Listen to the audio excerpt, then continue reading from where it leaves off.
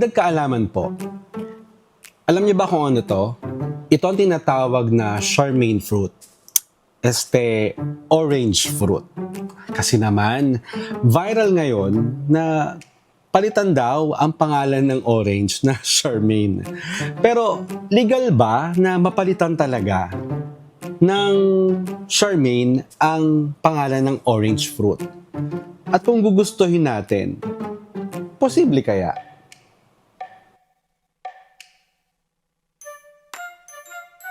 Siyempre hindi. Kasi ang Charmaine, pangalan niyan, yung orange kulay yan eh. Ano mo man masasabing ang orange magiging Charmaine? Ano ba yun? Ay, hindi.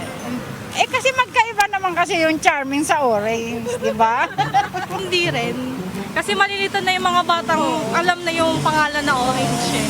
Hindi naman makaka-apekto yun sa atin kung papalitan man yung orange sa name niya na Charmaine. Sa tingin ko po hindi kasi kailangan po natin ng magkakagulo po yung dictionary ng mismong hindi lang po yun sa Pilipinas pero buong globally na din po yan. Ang maikling sagot, oo. Pero hindi sa paraang iniisip mo. Kasi ayon sa batas, walang opisyal na gobyerno o ahensya sa Pilipinas na nagtatakda kung ano ang dapat itawag natin sa mga prutas sa araw-araw. Halimbawa, ang orange ay tinatawag nating orange. Pero sa ibang bansa at ibang wika, iba rin ang tawag dito. Sa Spanish, naranja. Sa French, orange. Sa Mandarin, chengzi.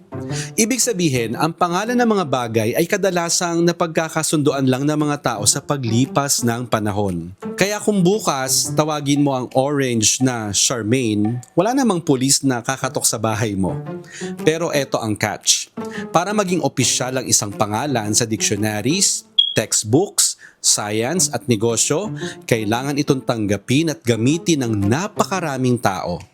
Sa science kasi may standard names ang mga halaman at prutas para maiwasan ang kalituhan.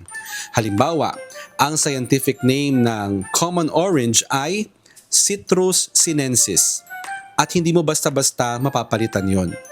Kaya kahit milyon pa ang mag-comment ng Charmaine po talaga yan, sa scientific community, orange pa rin siya. Pero sa kultura at internet, ibang usapan na yon. Dahil maraming salita ang nagsimula lang bilang biro. May mga salita nga naidagdag sa dictionaries dahil sa sobrang paggamit ng mga tao.